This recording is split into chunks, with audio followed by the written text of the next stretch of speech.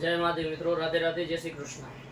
आप सर्व मित्रों स्वागत है मारा यूट्यूब चैनल पर, जेना माध्यमथी अलग अलग समस्याओं ना सरल मजाना सुंदर मजाना उपायों તેમજ વાસ્તુ અને જ્યોતિષના સુંદર મજાના વિષયો ઉપર અલગ અલગ પ્રકારના વિડીયો આપને હું આ ચેનલના માધ્યમથી આપું છું। મિત્રો, અત્યાર સુધી અનેક હું વિડીયો આપી ચૂક્યો છું, અનેક વિડીયો આપી ચૂક્યો છું। એ વાસ્તુને લગતા હોય, જ્યોતિષને લગતા હોય કે પછી બીજી અલગ અલગ પ્રકારની સમસ્યાઓના હોય।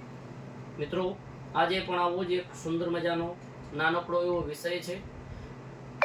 જેમ કે આપણે જે અનેક પ્રકારની સમસ્યાઓ હોય છે અને એમાં એક સમસ્યા આપણી એવી હોય છે કે જે આપણી વ્યવસાયિક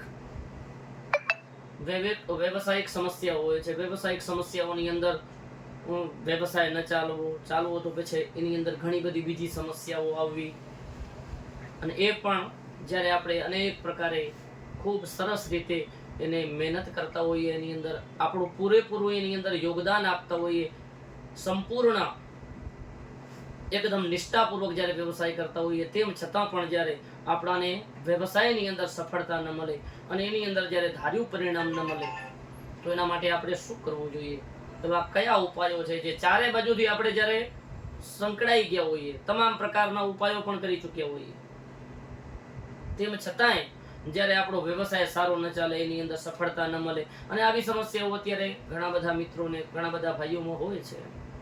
તો આજે એક સુંદર મજાનો ભગવાન મહાદેવજીનો ઉપાય છે। આ જો કરવામાં આવશે ભાવપૂર્વક, શ્રદ્ધાપૂર્વક, તો એનું સરસ મજાનું સુંદર મજાનું પરિણામ અવશ્ય મળશે। ઉપાય નાનકડો છે પણ એનું પરિણામ ખૂબ મોટું છે, ખૂબ સારું છે। તો મિત્રો, આ ઉપાય આપણે અવશ્ય કરવો જોઈએ। ઉપાય એ છે કે દરેક જે આવી સમસ્યાથી પીડાતો હોય એ ભાઈએ મહાદેવજીના મંદિરે જવાનું છે દરરોજ, અને ભગવાન શિવ ઉપર જે ગળતી ચડાવેલી હોય છે આપણે, એ ગળતીની અંદર એક લોટો કે કળશ જળ પૂરી દેવાનું છે, એની અંદર પધરાવી દેવાનું છે, અને એક બેલીપત્ર લઈ એના ઉપર ભગવાન શ્રી રામનું નામ લખીને, ભગવાન મહાદેવજીના શિવલિંગ ઉપર બેલીપત્ર ચડાવવાનું છે, પણ ભગવાન રામનું નામ લખી અને આ એક બેલીપત્ર દરરોજ ભગવાન મહાદેવજીને અર્પણ કરી દેવાનું છે।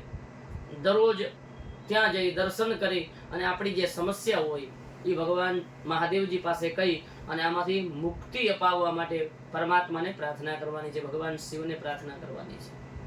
મિત્રો, દર્શન કરવા તો આપણે દરરોજ જતા જોઈએ છીએ, તો આટલું વિશેષ કરી લઈએ તો એકદમ સુંદર અને સચોટ તમને પરિણામ મળશે। હા, 1, 2 કે 5 દિવસમાં પરિણામ મળવાનું નથી, તમારે મિનિમમ 45 દિવસ સુધી આ ઉપાય કરવો જોઈએ। અને તેમ છતાંય આપણી સમસ્યા વધારે ગંભીર હોય અને જો આપણને એનું તરત કે 45 દિવસ દરમિયાન પણ જો રિઝલ્ટ ન મળે, પરિણામ ન મળે, તો આ પ્રયોગ નિરંતર કરતા જશો તો એનું ખૂબ સારું પરિણામ મળશે। આ 1000% ગેરંટી છે મિત્રો। ભાવપૂર્વક, શ્રદ્ધાપૂર્વક કરવો જોઈએ।